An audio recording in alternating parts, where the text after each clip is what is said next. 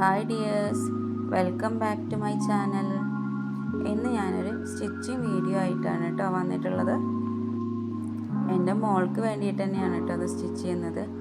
ഒരു സറാറ പാൻറ്റും round neck pleated ടോപ്പുമാണ് stitch ചെയ്യുന്നത്.